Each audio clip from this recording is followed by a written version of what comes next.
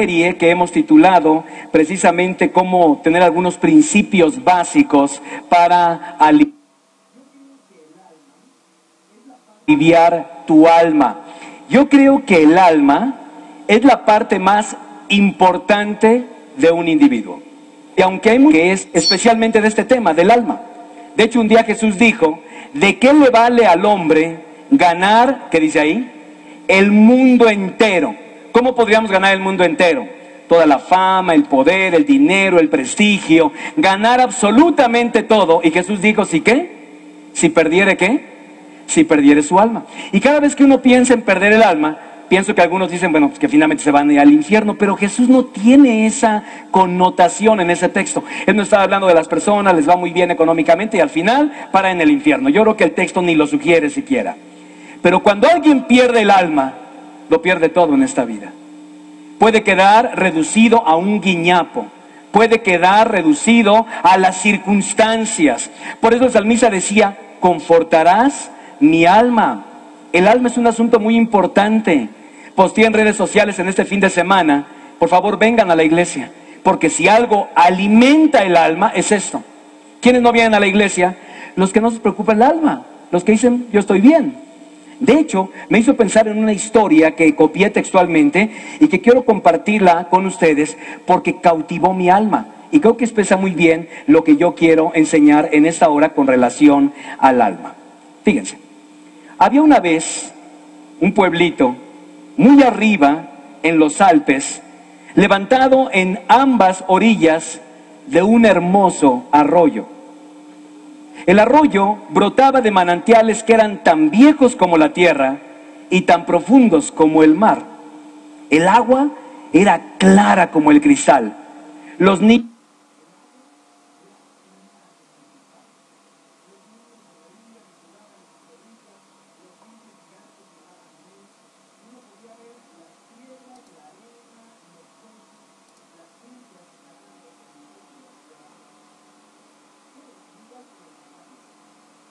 contratado desde hacía tanto tiempo que nadie recordaba un tiempo cuando él no hubiera estado allí. Iba de un manantial en otro, por las montañas, sacando las ramas, limpiando las hojas o cualquier basura que pudiera contaminar el agua. Sin embargo, nadie, absolutamente nadie, veía su trabajo. Un año, el Consejo Municipal decidió que tenía que hacer mejores cosas que hacer con el dinero. Después de todos, nadie supervisaba a este hombre viejo.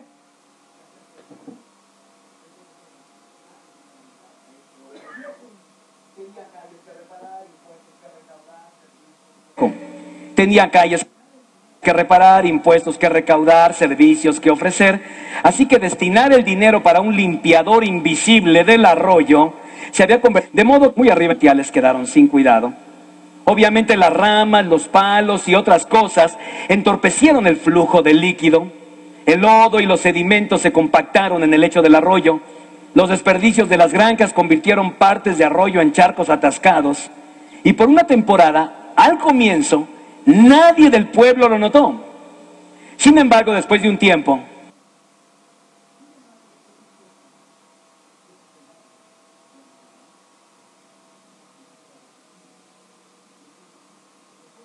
percibieron que el agua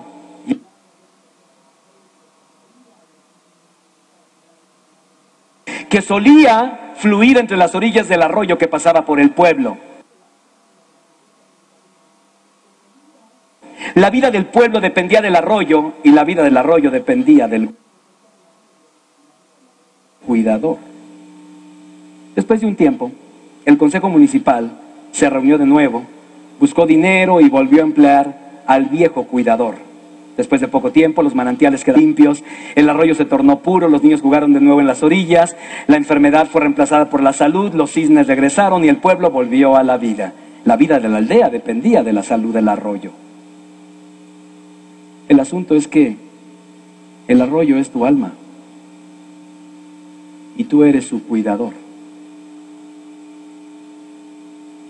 El arroyo es tu alma y tú eres su cuidador.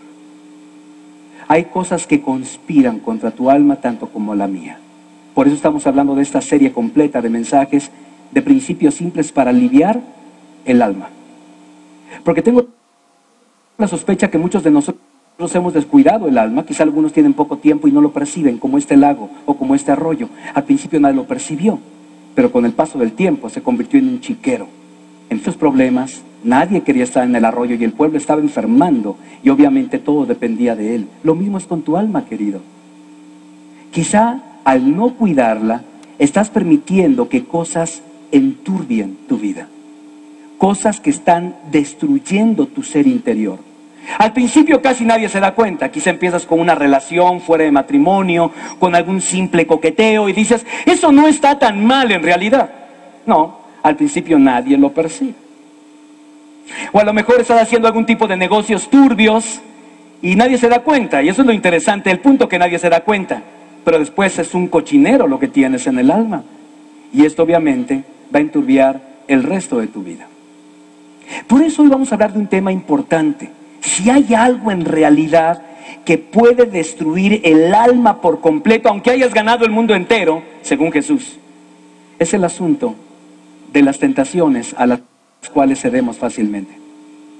Por eso si ves el título del mensaje, que por cierto está en tus boletines, en el interior tú lo puedes ver, vamos a ver pasar de descontrolados a lo que la Biblia llama dominio propio.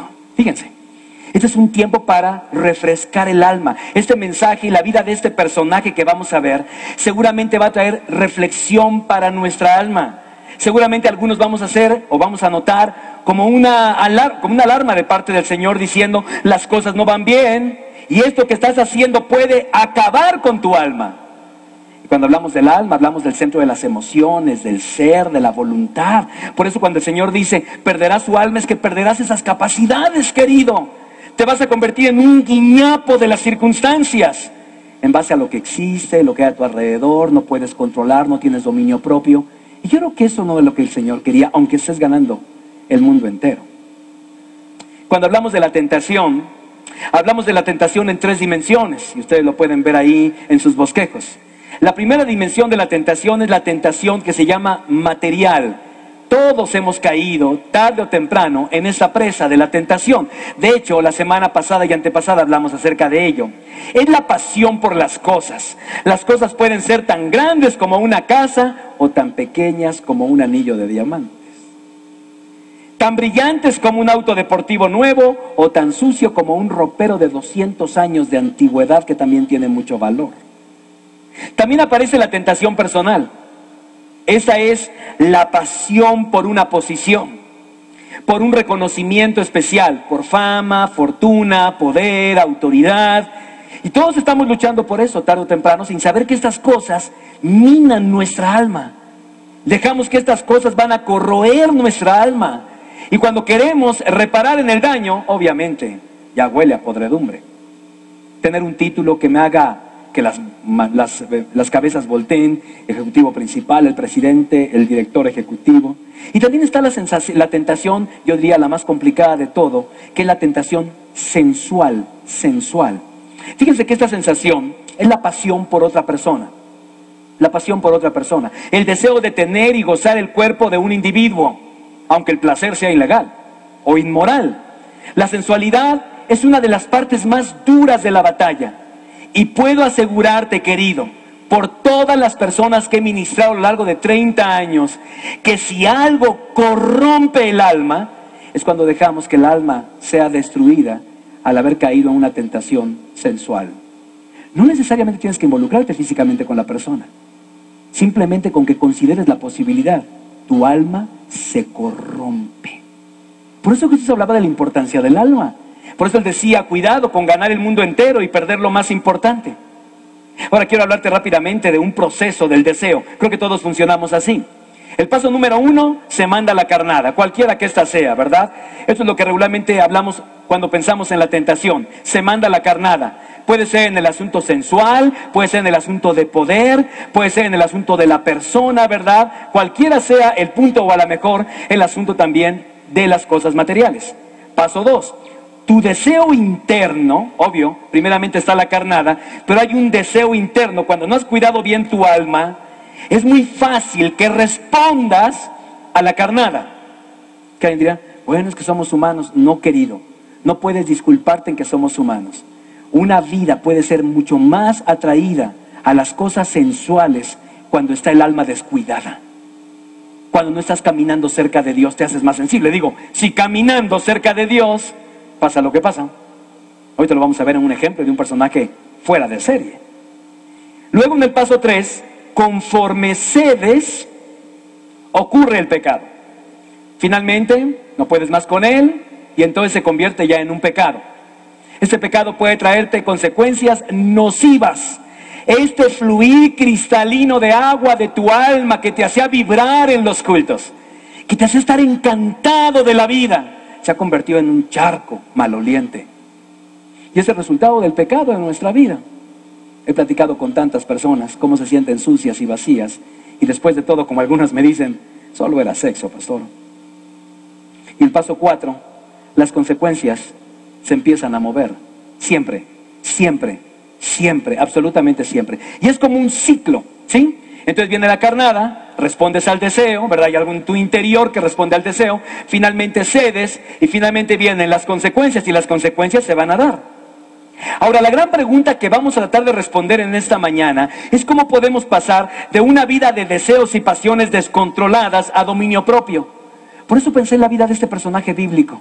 Muchos de ustedes lo han escuchado, lo han leído, han sabido acerca de su propia vida y hoy vamos a hablar acerca de él. Vamos a ver una vida que surge como un tulipán en medio de un patio de chatarra. Algo o alguien que simplemente fue tentado en las maneras más vacas que un hombre pudo haberlo sido.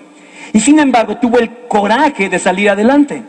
Y al final él nos da como algunos secretos de cómo llevar una vida de pasiones descontroladas a una vida de dominio propio. Hay por lo menos 5 secretos, rápidamente toma nota, el primero de ellos. El primer secreto es una vida de prosperidad, el secreto de una vida de prosperidad.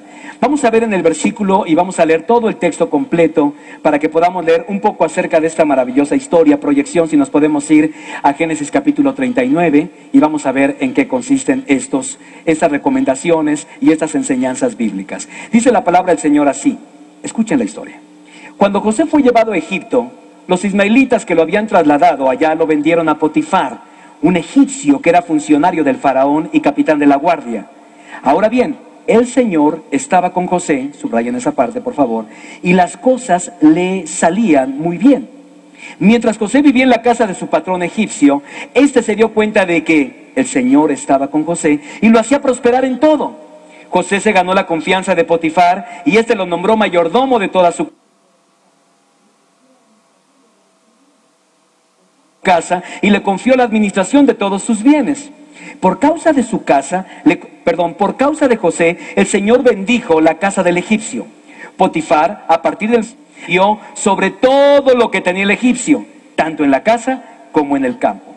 Por eso Potifar dejó todo a cargo de José y tan solo se preocupaba por lo que tenía que comer. José tenía muy buen físico y era muy atractivo.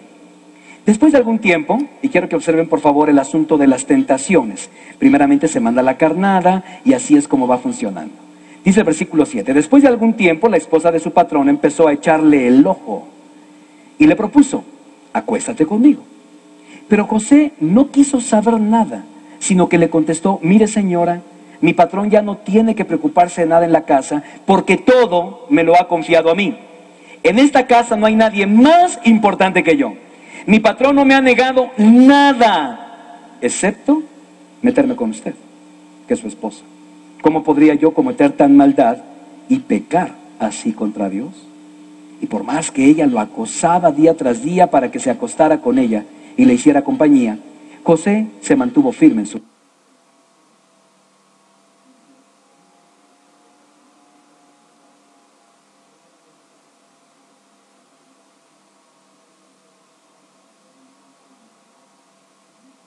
rechazo. Un día, en un momento en que todo el personal de servicio se encontraba ausente, José entró en la casa para cumplir con sus responsabilidades. Entonces la mujer de Potifar lo agarró del manto y le rogó, ha venido a burlarse de nosotros. Entró a la casa con la intención de acostarse conmigo, pero yo grité con todas mis fuerzas. En cuanto me oyó gritar, salió corriendo y dejó su manto a mi lado. La mujer guardó el manto de José hasta que su marido volvió a casa. Entonces le contó la misma historia. El esclavo hebreo que nos trajiste quiso aprovecharse de mí, pero en cuanto grité con todas mis fuerzas, salió corriendo y dejó su manto a mi lado.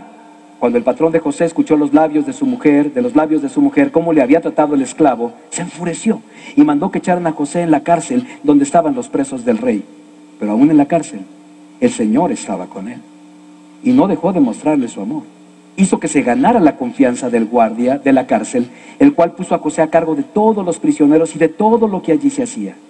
Como el Señor estaba con José y hacía prosperar todo lo que él hacía, el guardia de la cárcel no se preocupaba de nada de lo que dejaba en sus manos. ¡Qué historia! Por eso, en primer lugar, el secreto de una vida de prosperidad. ¿Cuál es? El tiempo con Dios es el medio por el que podemos mantener y marcar una diferencia en nuestra vida.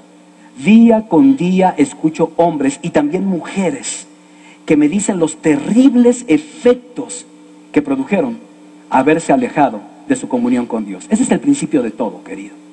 Porque tú puedes venir conmigo y decirme, no, pero es que las tentaciones, pastor, pero es que en mi casa los problemas son muy serios, pero es que no sabe la esposa con la que estoy viviendo, ¿verdad? La mujer que Dios me dio, es que no sabes, pastor, el hombre que Dios me dio por esposo. No importa, no importa. Aquí encontramos un hombre que no tenía nada absolutamente que perder, porque además de todo, y la Biblia no dice eso, pero yo sí lo agrego, era muy guapo, muy fuerte, buen administrador y soltero.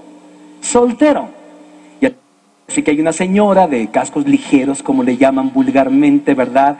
O de una integridad bastante floja, diríamos así, que obviamente echa ojo a este gran hombre.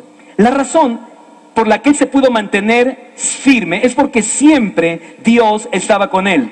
Nuestras vidas cambiarían radicalmente si entendiéramos que Dios siempre está con nosotros. De hecho, le dijo Jesús a sus discípulos, vayan por todo el mundo, prediquen el evangelio. Y al final dijo, y yo estaré, ¿cuántos días con ustedes? Todos los días hasta el fin del mundo. Quiere decir que cada vez que tú estás pasando por un problema, por una crisis, por una necesidad, ¿quién está junto a ti? El Señor. Y cuando estás haciendo cosas que no convienen, ¿quién está junto a ti? También, el Señor. Así que la presencia de Dios se puede convertir en una maravillosa bendición en un tiempo de crisis, o en una maldición, cuando está observando lo que tú en tu debilidad y por tu falta de consistencia de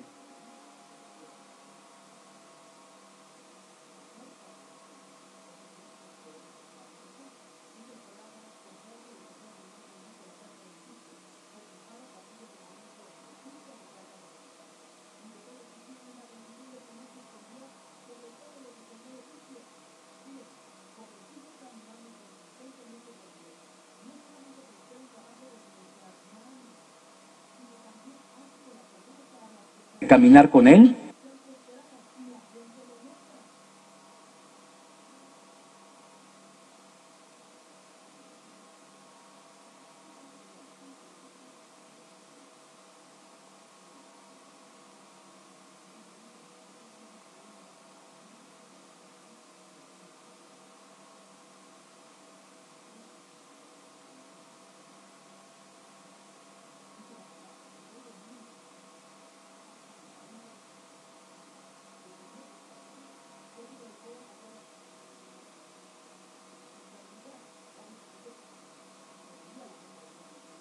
Llegas a caer. Conocer la razón de tanta prosperidad. Él decía, vaya, nunca me había ido tan bien. Yo resulta que me está yendo de maravilla, así que va a indagarlo. Y simplemente se dio cuenta de un hecho sorprendente. ¿Por qué? Porque el caminar con Dios se hace evidente, aún las personas que nos rodean. Tu jefe, tu esposo, tu esposa, tus hijos, lo deben notar.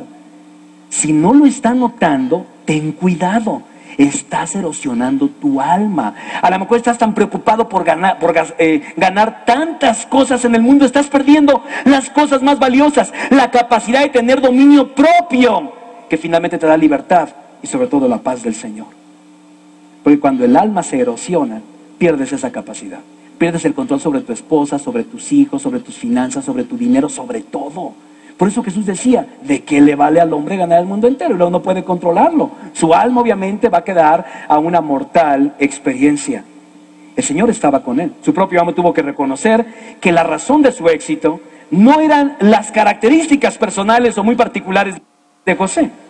La verdad es que esto es una bendición. No estaba pensando, es un hombre muy bien administrado, es un hombre muy honesto en lo que hace, es un hombre muy asertivo en la toma de decisiones, sino que dijo, Dios está con él, por eso le va bien. ¿Te das cuenta?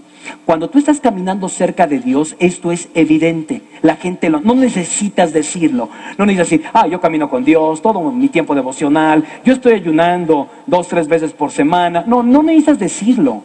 La gente lo percibe. Así como lo percibió, en este caso, el jefe de José. El caminar con Dios, además, nos libra de todo tipo de arrogancia. Porque cuando sabemos que Dios está con nosotros, en verdad nos libra de pensar que es por nuestras capacidades. Entre más cerca caminas de Dios, te das cuenta que lo que eres y lo que tienes procede de Él. Una señal ineludible de que estás caminando lejos de Dios es cuando empiezas a pensar que si te está yendo bien es por tu experiencia, basta, por tus capacidades extraordinarias, por tu personalidad a lo mejor atrayente. Y entonces obviamente es una persona que empieza a caminar alejada de Dios.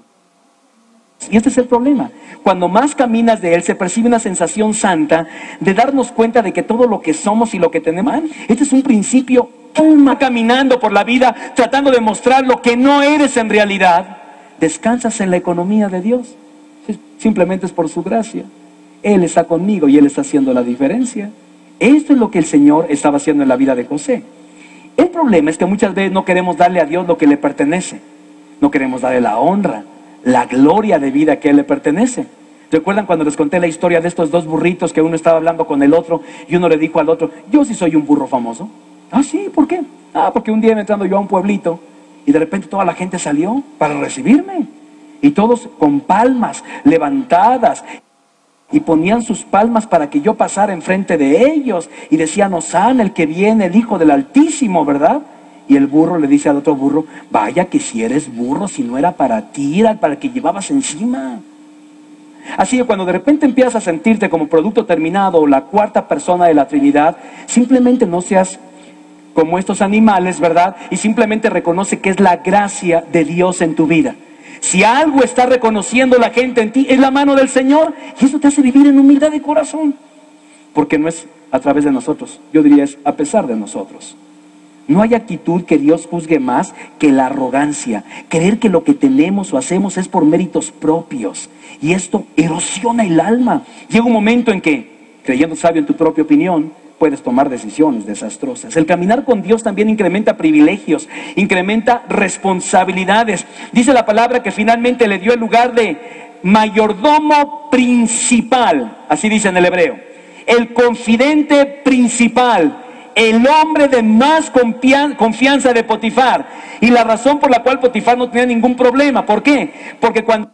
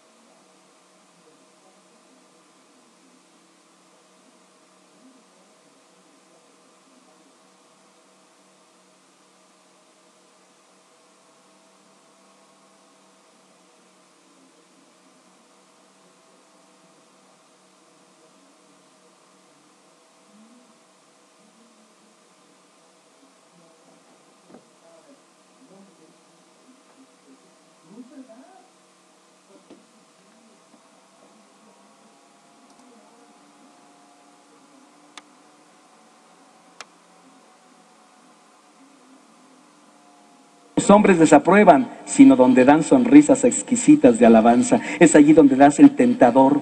Cuidado, si tienes que ir armado en algún momento, debes ir armado a esto cuando tengas momentos de prosperidad. Hay algo más que me llamó la atención en la vida de José. Tercero, el privilegio de una vida de responsabilidad. Esto es un privilegio. Algunos de ustedes quieren más responsabilidades, pero la responsabilidad nace del buen desempeño. ¿Quieres ser fiel en lo mucho? ¿Qué dijo Jesús? Sé fiel en qué, en lo poco. Todos pensamos que no, el día que tenga este dineral, no, con lo que tienes.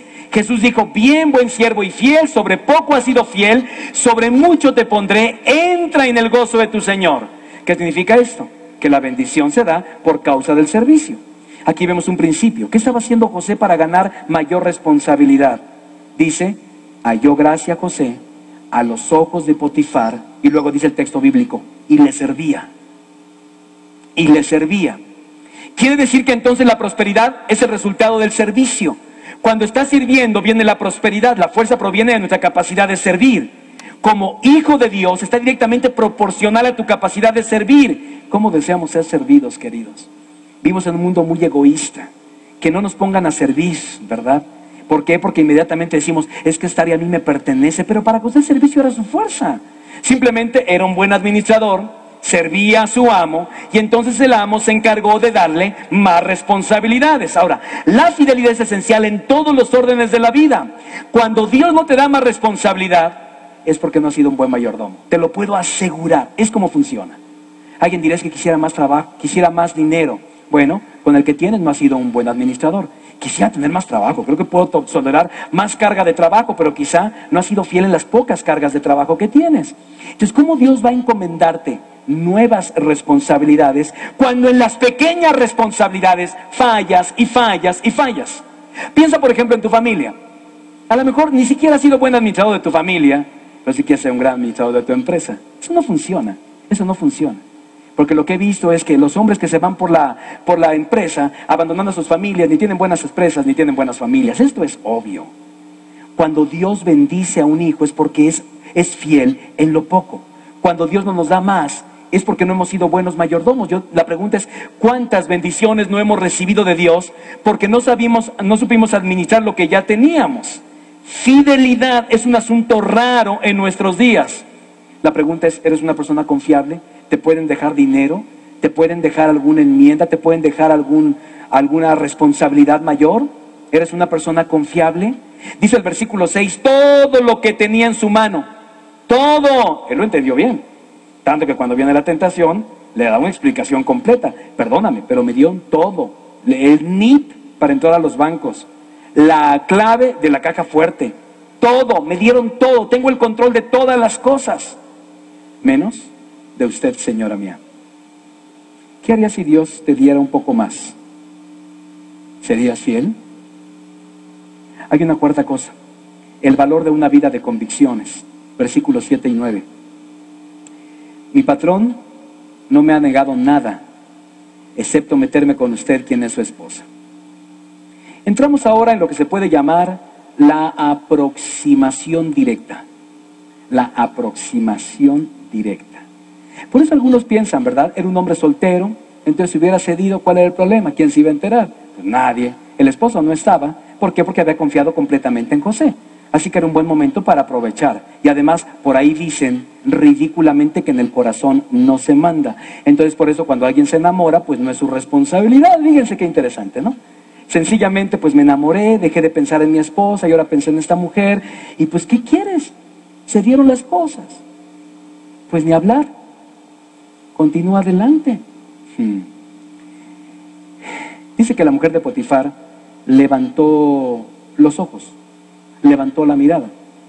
En hebreo esto significa brindarle una atención especial. De repente lo veía para acá, subía y todo, y de repente, caray, no sé qué traje traía ese día, o qué loción se puso ese día, o qué peinado traía ese día.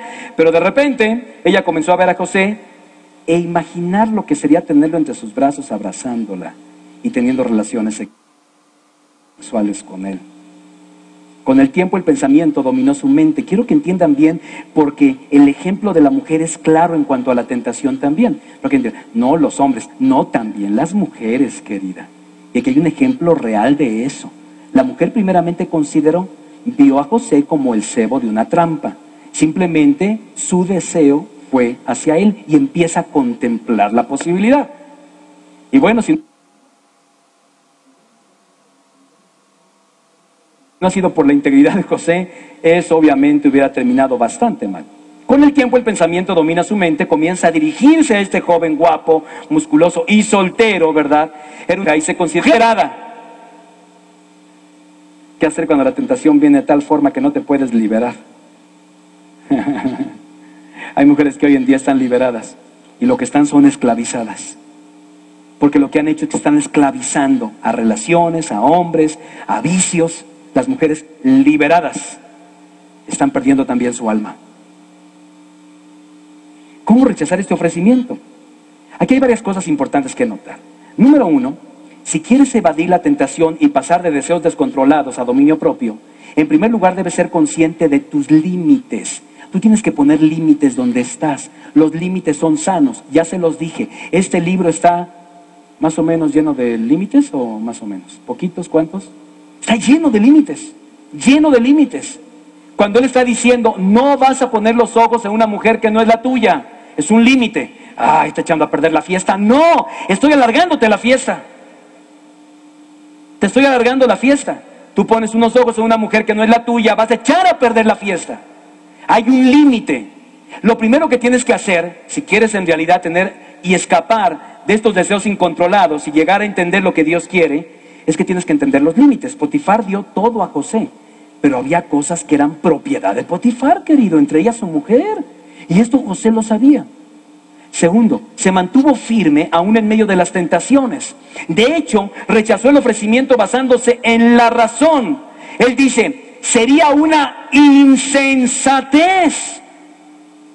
Pocos hombres y mujeres hoy consideran tener una relación fuera de matrimonio una insensatez. En el mundo maravilloso que hoy estamos viviendo, donde cada quien tiene su propia verdad, hoy en día era inimaginable, por lo menos para José, que él pudiera violar el nombre de su Dios, cediendo a las insinuaciones de ella. Es interesante, ya no hay hombres como estos, ni mujeres como estos, ¿verdad? Si piensas que ella dejó de molestarlos, se equivocan, porque el texto dice que día tras día, día tras día, y José en cada oportunidad rechazó y se alejó, rechazó y se alejó. ¿Saben qué estaba haciendo? Cuidando su alma. Cuando te quedas, querido, a contemplar las posibilidades, ni siquiera nos tocamos, pastor, pero te quedas contemplando las posibilidades, tu alma se empieza a erosionar. Al principio no huele, después apesta, porque es cuestión de tiempo nada más. Él no se quedó, oiga señora, vamos a platicar y tomamos un cafecito, déjeme explicarle bien todo. No, nada de cafecito ni nada de nada. No voy a pasar tiempo contigo, no lo voy a hacer. Simplemente rechazaba y huía, rechazaba y huía. ¿Qué estaba cuidando? Su alma. ¿Qué tenemos que hacer cuando hay una tentación a nosotros y queremos cuidar el alma? Lo mismo, rechazar y huir, cuidar el alma. Interesante, ¿verdad?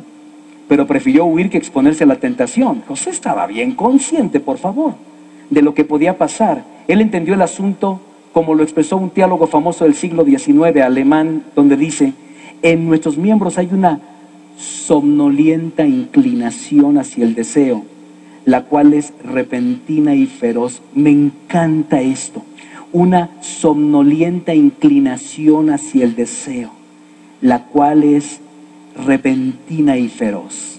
Sigue diciendo, con un poder irresistible el deseo atrapa y se adueña de la carne.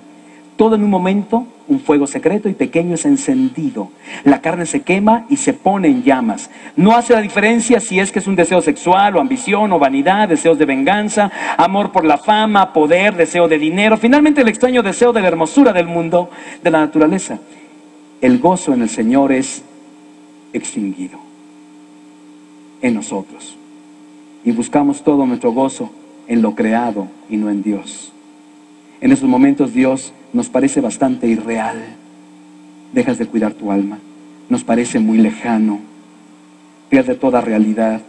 Lo único real es el deseo, la persona, lo que tienes enfrente. Eso es lo real. Dios deja de ser real. Satanás aquí no nos llena con odio hacia Dios. Lo que pretende es que te olvides de Él, nada más. Olvídate de Él. Y así Él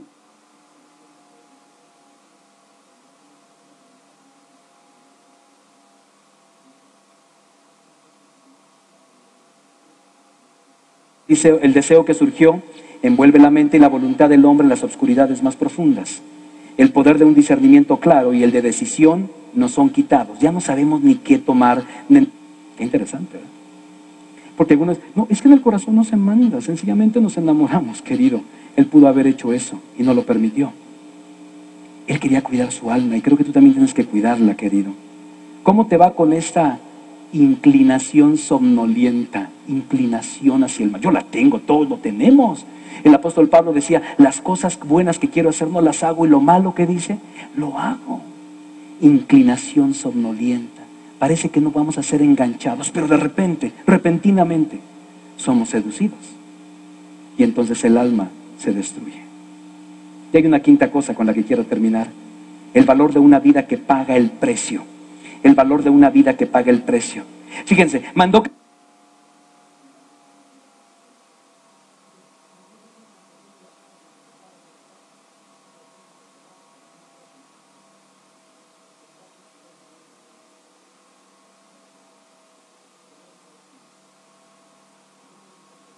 echaran a José en la cárcel donde estaban los... Confiable, estable, guapo, deseable, al cargo de la casa completamente. Así que sobrellevar esto no tenía ningún problema.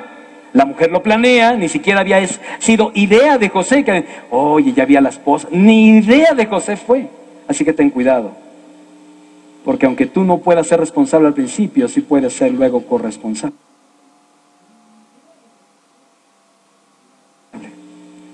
Segundo, no debe ser engañado con la persuasión.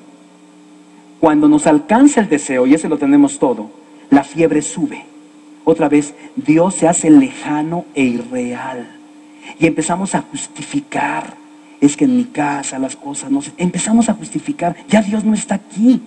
Por eso quiero que entiendas lo que decía el texto bíblico. Tanto él como Potifar se dieron cuenta que Dios estaba con él. Esa fue la clave. Tú y yo necesitamos caminar muy cerca de Dios. Lo digo por mí mismo. Necesito, ay, tú eres el pastor, es tu obligación, te pagan por eso. No vengas con eso ahora, ¿eh? Yo entiendo que soy una persona muy vulnerable, que necesito caminar cerca de Dios, porque cuando me empiezo a alejar, Dios se hace irreal y estas cosas se hacen reales. Dios ya no tiene trascendencia. Es más, parece que me ha olvidado. Hay una vieja trampa que Satanás le sigue funcionando muy bien. Tratar de cancelar las consecuencias del mañana, enfatizando los deleites del presente. Esta tentación le ha funcionado maravillosamente. Tratar de cancelar las consecuencias del mañana. Nadie piensa en eso en un momento de tentación, argumentando y exaltando los deleites del presente. Los hombres llenos de deseos oyen estas voces, ¿verdad? Voy a decir algunas de las voces que he escuchado en consejería. Su esposo no suple sus necesidades de la manera en que yo puedo hacerlo. ¿Quién se va a dar cuenta? Además, estamos seguros. Mira, pronto nos vamos a casar. Estoy tan solo, Dios me entenderá y seguramente me va a perdonar. Es más, solo es esta vez y ni una más. ¿Saben cómo se le llaman a esto? Pensamientos persuasivos, querido. No debes ser tolerante con tus emociones. Te pido un favor, sé duro contigo mismo. A veces somos duros con nuestra esposa, y con nosotros no, muy suavecitos. Rechaza firmemente la carnada. Piensa como si fuera algo brutalmente salvaje, listo para morder y devorar. ¿Sobre qué va? Sobre tu alma, querido. Pierdes el alma, pierdes la familia, pierdes el negocio, pierdes todo, pierdes la paz. Todo se pierde en esta vida. En cuanto a tus emociones, sé más bien duro contigo mismo en vez de débil. Rehúsa dejar que tus sentimientos dominen tu mente. Por eso decía la Escritura, no hay nada más perverso y engañoso que el corazón del hombre. La gente, es que nos enamoramos. Esto es perverso, querido. Tú puedes tener dominio sobre eso. El Señor te da esa capacidad. Demasiadas personas hay que son duros con su familia y suaves con su pecado. No debes confundirte con los resultados inmediatos, ¿eh? Ojo, ¿eh? Porque en el caso de José, las insinuaciones se intensificaron, sabemos la historia, pero él permaneció firme en sus convicciones y finalmente huyó. Y en lugar de ser recompensado por no haber tocado a la esposa de su amo, ¿en dónde termina? ¿Ya ves? No hubiera pasado nada, una acostadita, no pasa nada. Estaría contenta él, contento tú, contento Potifar, todos felices. Y ahora terminas en la cárcel. Y entonces muchos nos amedrentamos con los resultados que son así. Por eso tengo que decirte, no debes confundirte con los resultados inmediatos. ¿Por qué? Porque en el caso de José las insinuaciones se intensificaron. Él huye y en lugar de ser recompensado por su dominio propio, fue acusado falsamente y echado a una celda. ¿Estaría confundido? Había algunas preguntas, Señor, ¿en qué me equivoqué? Además tan sola, esa pobre mujer, su marido, un cabeza dura, metido en la empresa, y yo pues aquí podía haberle ayudado, ¿verdad? Rehusó de solucionarse, sabía que Dios cumple sus promesas y recompensa cada acto de restricción moral. Recompensa cada acto de restricción moral. Cuando tú dices no a eso, es que entonces ¿cómo lo voy a hacer con el dinero? No a eso, Dios te lo va a recompensar. Esa es la historia. Y ustedes saben cómo termina esta historia, apasionante para aquellos que no conocen completa la historia de José. De hecho, cuando pensamos en José, pensamos en un hombre que al principio todas las cosas le salieron mal. Yo creo que el problema de él fue haber nacido con el pie izquierdo.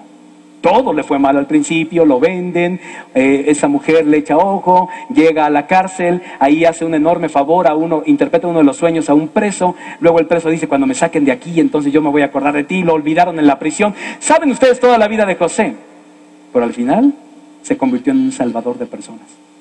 Salvador de personas. Claro, la recompensa moral es muy grande y a largo plazo. No tiene que ver con el aquí y el ahora, tiene que ver con la eternidad.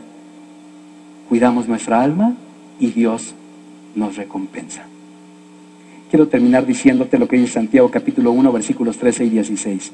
La tentación número 1 es inevitable. 2, la tentación nunca viene de Dios para que nunca digas es que Dios me tentó. Y tercero, el deseo siempre sigue siendo el mismo proceso, siempre. Analiza el proceso al principio, siempre es igual. Es más, chécate en cuál estás. A lo mejor estás peligrosamente en el 1 o en el 2 de este proceso. ¿Qué tienes que hacer? Utiliza la palabra de Dios, reconoce que no estás solo, camina cerca de Dios y no te dejes engañar. Sobre todo, querido, querida, cuida tu alma. Permite que estas hojas sean quitadas, estas ramas que hicieron el río turbio, para que vuelva a fluir la comunión con Dios, que produzca en ti vida eterna y vida en abundancia. Amén. Inclina tu rostro para orar. Señor y Padre, qué historia, Señor. También hemos leído que tu palabra dice que estas historias las escribiste para que nos sirvieran de ejemplo. Y Señor, tú nos conoces a todos los que estamos aquí. No creo que hay uno que pueda decir, no, yo estoy libre de estas cosas. Todos, desde mí, cualquiera, hombre, mujer que está presente aquí, podemos caer fácilmente en situaciones que simplemente destruyen nuestra alma. Quizá algunos acá están viviendo el doloroso proceso, Señor, de haber cedido. Pero tú eres el Dios de nuevas oportunidades y yo te pido por ello, Señor. Lo primero que tienen que hacer es nuevamente empezar a limpiar aquellas cosas que enturbiaron el arroyo, aquellas cosas que permitieron que entrara putrefacción en su vida y en su relación. Entendemos la primera historia, Señor. El arroyo es nuestra alma. Los cuidadores somos nosotros, Señor. Danos la bendita certeza, la sensación de que tú estás caminando cerca de nosotros, Señor, para que ante nuevas responsabilidades, retos y en medio de ellas las tentaciones que conllevan, podamos permanecer firmes.